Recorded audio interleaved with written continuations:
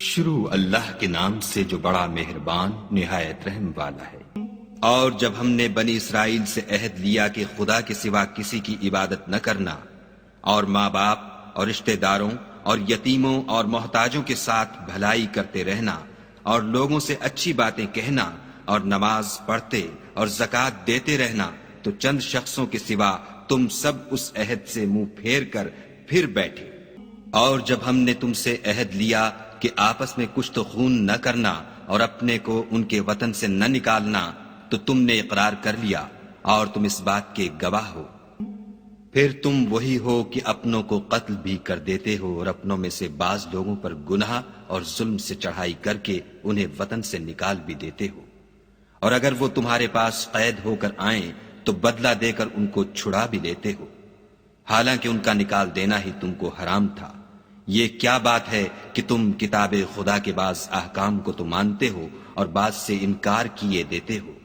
تو جو تم میں سے ایسی حرکت کریں ان کی سزا اس کے سوا اور کیا ہو سکتی ہے کہ دنیا کی زندگی میں تو رسوائی ہو اور قیامت کے دن سخت سے سخت عذاب میں ڈال دیے جائیں، اور جو کام تم کرتے ہو خدا ان سے غافل نہیں۔ یہ وہ لوگ ہیں جنہوں نے آخرت کے بدلے دنیا کی زندگی خریدی، سو نہ تو ان سے عذاب ہی ہلکا کیا جائے گا اور نہ ان کو اور طرح کی مدد ملے گی۔ اور ہم نے موسیٰ کو کتاب عنایت کی اور ان کے پیچھے یکے بعد دیگرے پیغمبر بھیجتے رہے، اور عیسیٰ ابن مریم کو کھلے نشانات بخشے،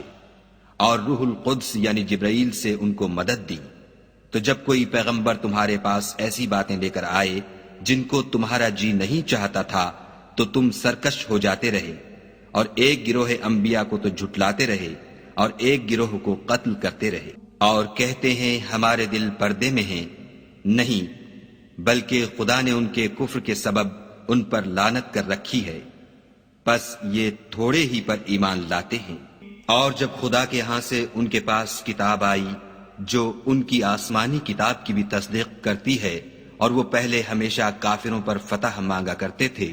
تو جس چیز کو وہ خوب پہچانتے تھے جب ان کے پاس آ پہنچی تو اس سے کافر ہو گئے، پس کافروں پر خدا کی لعنت۔ جس چیز کے بدلے انہوں نے اپنے تئیں بیچ ڈالا وہ بہت بری ہے، یعنی اس جلن سے کہ خدا اپنے بندوں میں سے جس پر چاہتا ہے اپنی مہربانی سے نازل فرماتا ہے۔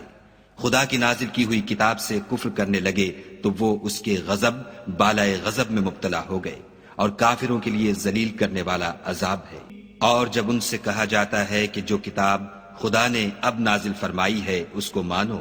تو کہتے ہیں کہ جو کتاب ہم پر پہلے نازل ہو چکی ہے ہم تو اسی کو مانتے ہیں، یعنی یہ اس کے سوا اور کتاب کو نہیں مانتے،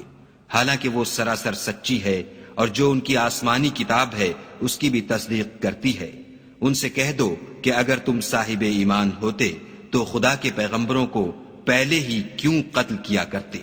اور جب ہم نے تم لوگوں سے عہد واثق لیا اور کوہ طور کو تم پر اٹھا کھڑا کیا اور حکم دیا کہ جو کتاب ہم نے تم کو دی ہے اس کو زور سے پکڑو،